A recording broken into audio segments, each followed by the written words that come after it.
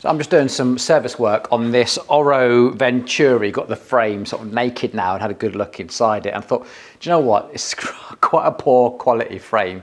And I thought, let's just show you guys what it is that we see, because when you buy these bikes, you just become fully assembled. You don't get to see the issues with them until you start taking them apart, which you wouldn't normally do until they get to their first service. And I think if this had arrived, you know, ready to build, I think you wouldn't have accepted it. You would have sent it straight back saying this isn't good enough, you know. But when it's all got all its parts on it and everything is closed up and you can't see, you just don't know. So for me, the big thing with this was the headset area.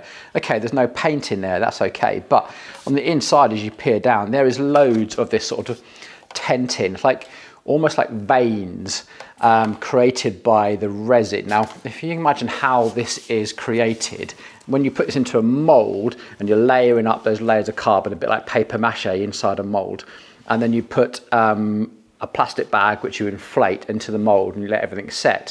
When you see this sort of, what they call it tenting, but these ridges, that is where the bag hasn't been pressing against the carbon with significant amount of force, and resin is allowed to drip into it, if you like, and create these sort of ridges.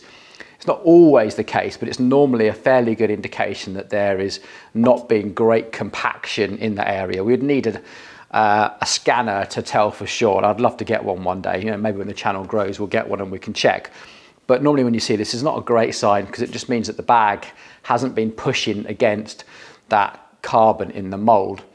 But the big thing with this is underneath here, the carbon in this area here, so this is at the back of where the bearing seat would be. Remember, this is going to be where all your body weight is.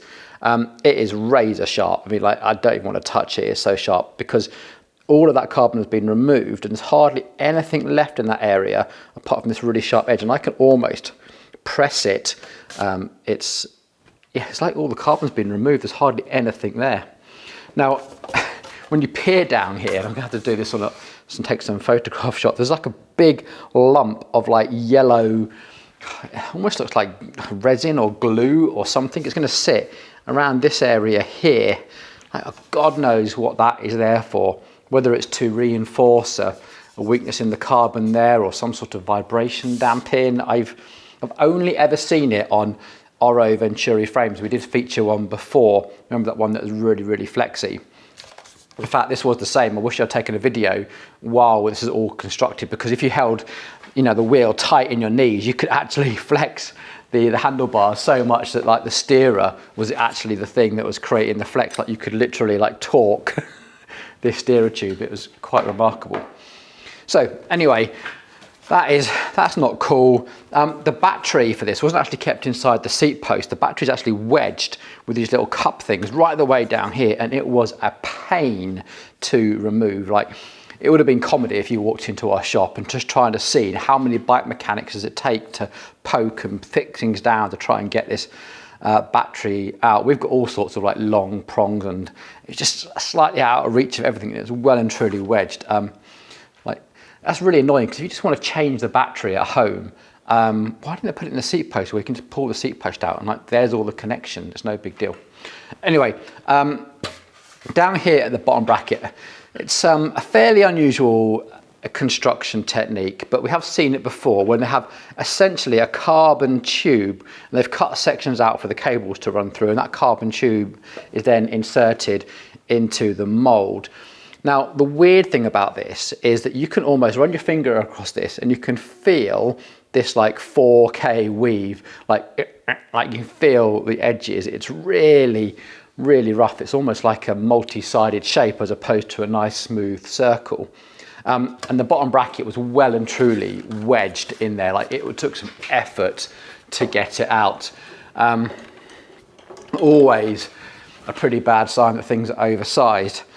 Also, it was installed with grease. Now, this has only ever been built by the factory. Like, no other shop has ever touched it. This came from the factory. Customer unboxed it. It's one of those mail order things. Straighten up handlebars, that was it. Now, the Shimano instructions very clearly say that you don't use grease to install their plastic bottom brackets into a BB86 frame. The reason for that is that some of the greases can damage these plastic cups. In fact, you mechanics out there, you've probably removed these where these have gone very, very brittle and have almost broken and snapped inside the frame. So anyway, it's there, it's in the Shimano tech docs. Go and check for yourself. Shimano say you do not use grease or anything when you're installing these. Now, as a workaround, we have done in the past where these holes are oversized, used a retaining compound to help fill a gap.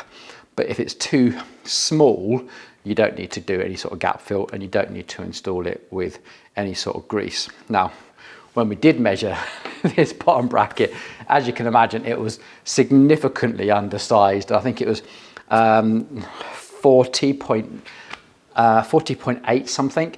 Anyway, I'll put the shots up. It was, you got that point where it should be 40.95 to 41 millimeters.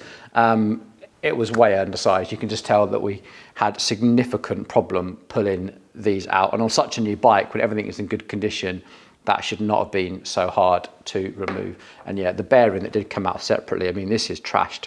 This almost looks brand new. There's no signs of corrosion or water ingress, but it is notchy. It is like hard to move just because everything's just been squished and under all that load. So not cool. You know, you thought that the mechanics working in the ORRO factory had probably been trained how to install these properly, but you know, apparently not. The rear brake mounts actually look okay, but there's also loads of little bits of paint where the paint is just starting to like bubble up. It's not massively cosmetically poor. I've seen a lot worse, but it's just a bit disappointing. This bike is only probably a year old at the most, you know.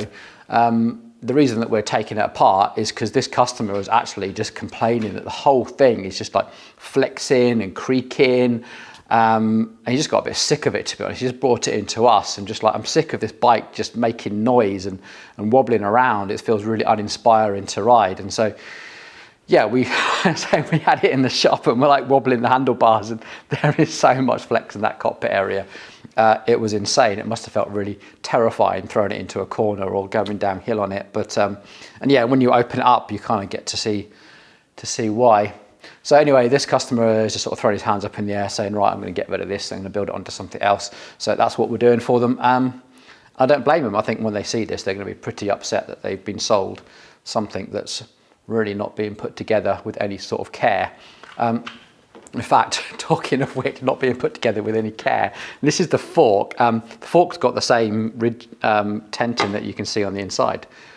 But like, what mechanic cut this? It looks like it's been chewed off by like some drunk mechanic, not cut and sanded so it's nice and straight. I mean, there's not, I don't even know how that's possible. How do you get that so bad? I'm assuming that you've used a saw guide. I don't understand. How is it so hard to cut a steerer tube and make it as bad as that? Right, anyway. Ran over, it's time to go for a ride.